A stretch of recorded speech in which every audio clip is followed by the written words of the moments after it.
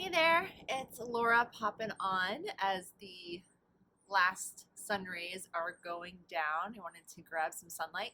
I did actually get a ring light, and so I am really excited about that because now I can start recording some indoor videos for you. Once it starts snowing, it's gonna be hard to come outside. That being said, welcome back to Joy in Dementia. My name is Laura Smothers-Chu, and I am the CEO and founder of Befriended Heart, where I help long-distance daughters navigate dementia with their parents. Today, I want to talk to you about how I've been doing. It's been almost a year since my dad passed, and thank you all so much who have been watching it and being my loyal followers. If you keep watching towards the end, I have a special announcement for you all. So definitely watch till the end. So I wanted to talk to you guys today about setting up for Christmas and all the grief and the difficult feelings that I experienced that sort of took me by surprise. I mean, I knew that I was going to be sad for not only the Thanksgiving season, but also the Christmas season. And that's why I've talked with you guys about building in joy ahead of time. But my grief in December actually came when my husband and I started putting up the tree. And it really was a wave of grief. And like, oh, wow, I don't know where that came from. But just remembering what my year was like last year.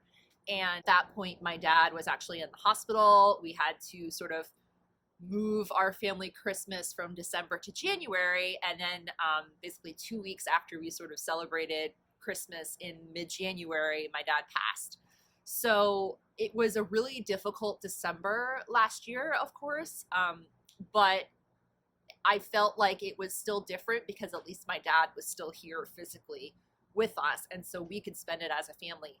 And while I did end up visiting my mom, socially distanced, of course, it was a lot different than actually being in her apartment and decorating the tree together, even though while we're missing dad, right? Like that would have been very healing. But unfortunately, with the pandemic, that wasn't possible. And so we did the best we could to modify it. And my mom actually said afterwards that she wasn't sure how it was going to go for Christmas, but that it ended up being really good. And so I'm really happy about that. And I really think it's because I built in joy. In addition to building in joy, which is what I've talked about so much this year, because that's how I've been able to get through my dad's passing and really still trying to honor him and continue his legacy, but also for me to still feel joy, right? So in addition to building in joy, I think the other thing that's really important is if you're feeling sad about something you see, or if you feel that wave of grief that's overcoming you, sort of like I did with the Christmas tree, right? But we noticed that the tree, it's the bottom lights and the top lights. So I think there were only like 2 strands of lights that were still working. And this is one of those trees that I got from like Home Depot or Walmart. I forget, it was years ago. But it's a fake tree and it has those white lights that are already on them. So I was like, oh, this is so, I'm very practical, as if you couldn't tell. So I'm like, oh, it's already done. I don't have to do any strings of lights or anything. I just put the ornaments on. I want to buy that. So anyway, it's probably been like 5 years now that we still have this tree, and the lights were just not working.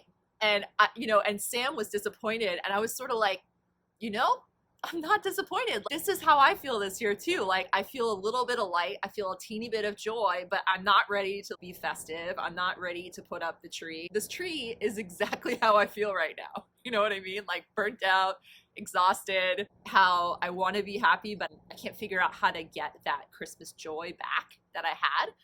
And so Sam, being the engineer person he is, he actually fixed the fuse for one of the lights. And so the bottom string of lights actually worked, but the top half still wasn't working. And so so I was, of course, I liked that he was able to fix the lights. I know that it makes him happy too. And so he said, hey, do you have any more lights from your dad, your dad's house? And I was thinking, no, I don't think so. I put them all out in front of the house. But then I had the realization that I actually did have 2 more strands of lights, which would be perfect for the top of the tree. And so I pulled them out, and one of them, I don't know if you guys know these types of lights, but my dad loved these like bubble lights. So they kind of look like a candle, and this like round, like pot. But what's really cool is that there's liquid inside and little bubbles go up. So I don't know if you guys know those, but basically when the lights get hot, then the bubbles start going up. So that is like, I just remember those bubble lights from like every Christmas I've ever had, in my life. Okay, so life just happened. My phone died. There were kids that were screaming because they got like their final time outside. Anyway, and so I got those out, and then there was also a strand of like Disney characters, and my dad had always loved Donald Duck. They really spoke to my heart, and I was like, yes, this is perfect. The tree, first of all, knows how I feel. It's exhausted and burnt out and doesn't really feel like celebrating Christmas. I'm just trying to keep myself together in different pieces, right? So Sam actually figured it out and fixed, another one of the fuses and connected these lights. And it was just like such a magical moment because it made me feel like Sam and my dad were working together, like in a spiritual sense, like as if he was here, my dad was here, and he said, oh, here are these lights that I have loved for years and years. Let's work together and we can make them happen. And Sam's engineering expertise, he was able to fix the fuses. So it was something that I had always imagined that never really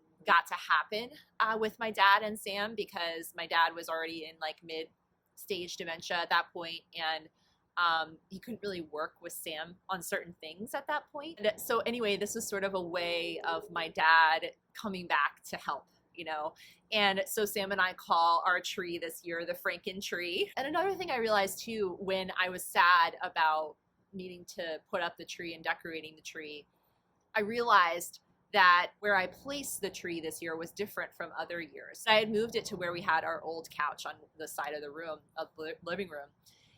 And I realized that exactly where the tree is placed is like right where my dad would sit on the couch when he would come and visit me, or, we would go on an adventure or hang out when he moved closer to me. And it just made me feel like, oh, this Christmas tree is right in Dad's spot. Like Dad is celebrating Christmas with us. So I think it's a matter of, when I was sad about the tree, I was able to shift my perspective and sort of like, well, what is a good thing that can come out of this? Oh, well, the placement of the tree, it's right where Dad used to sit. So he is a part of this. So it's a matter of doing that. And so I just want to make a quick announcement that I am actually launching a mid-stage dementia course. All things mid-stage dementia. I will incorporate some emotional wellness, but also some positive and practical tips. If you want to get a heads up on when the free classes as a preview to that course, definitely sign up on my email list. And an easy way to do this is to go to my website and get my ultimate guide for creating the best professional care team. And I am actually going to start charging for this guide because it's been so popular, and I want to put other new things out there. So I'm going to be rotating it out. So definitely go to my website, joyindementia.com. Grab that guide before I start putting a price on it.